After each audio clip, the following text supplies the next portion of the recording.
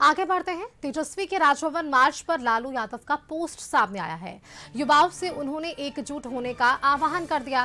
कार्यकर्ताओं से भी पटना पहुंचने की उन्होंने अपील कर दी है। एनडीए नेताओं ने तेजस्वी पर पलटवार किया है।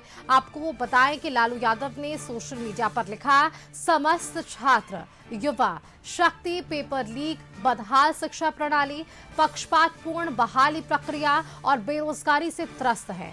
लूट तंत्र से बनी दंगी सरकार उनकी लोकतांत्रिक मांगों को सुनने के बजाय AK-47 की गोलियों से डरा रही है, धमका रही है और उन पर गोलियां बरसाती है। यह अन्यायपूर्ण है। इस तानाशाही के विरुद्ध सभी 19 अगस्त को पटना में एकजुट हों।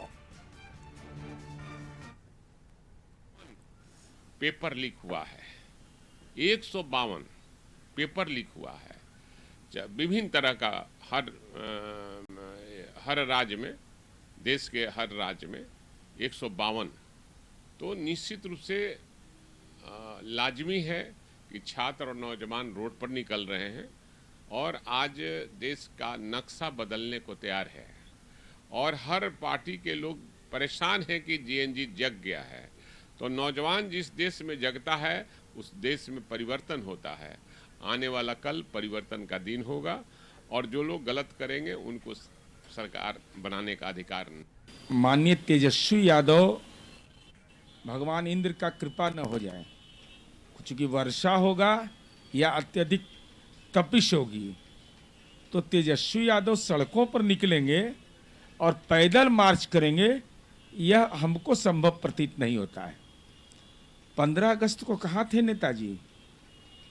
देश जब आज़ादी का अपने पुरखों का जश्न, पुरखों के प्रति सम्मान व्यक्त कर रहा था, तिरंगा के प्रति सम्मान व्यक्त कर रहा था, तो प्रदेश कार्यालय में आप उपलब्ध नहीं, आपके सरकारी आवास में आप नहीं उपलब्ध,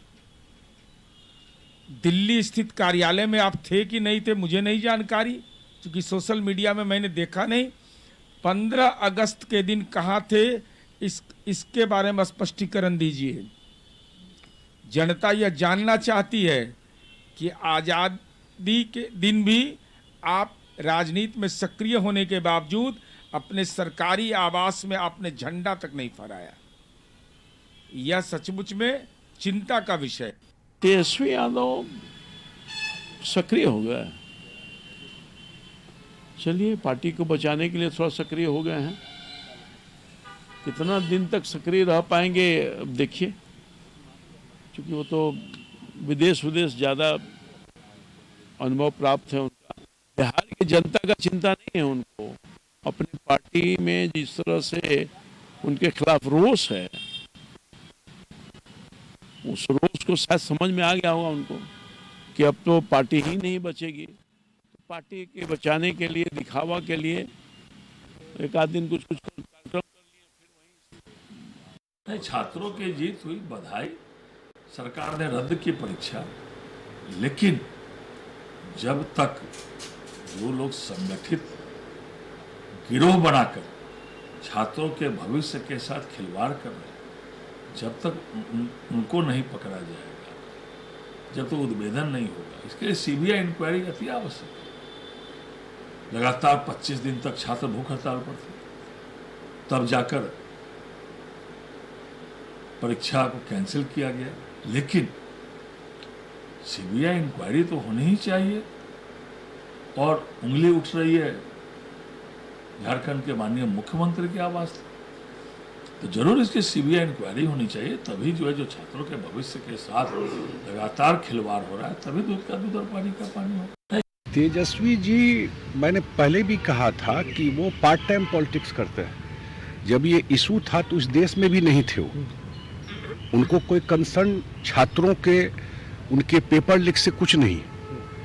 वो अपना राजनीति करने के लिए अपना प्रेजेंस दिखाना चाहते हैं। ये मुद्दा तो सेटल्ड हो चुका है।